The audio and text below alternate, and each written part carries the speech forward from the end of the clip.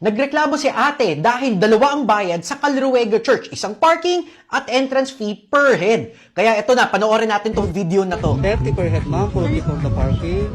For, ano? 30 pesos, ma'am, ang isang tao. Ang parking po natin, 40 pesos. 40 pesos? Yes, ma'am. 40 plus 60? 30 per head, 40 po sa parking. Kaya nga po, so 100. Dalawa lang po kayo. Oo. 100 po. Kaya nga po. Tama So po. iba po yung per head sa parking pa. Ay, iba pa, ma'am. Talaga? Opo. Ang lupit Maintenance naman fee po ito. Marami pong manggagawa sa loob. Yun po, Calruega? pinapasahod dun sa mga ano. Simbahan. Almost 20 hectare po yung ano ito, mahigit po. Kinamarabag kasi lang akong 20 hectare, pero ngayon lang ako nakarinig simbahan, nagkukolekta ng ganong kalaki sa parking. Hanap dito sa Calruega, ano? Batangas.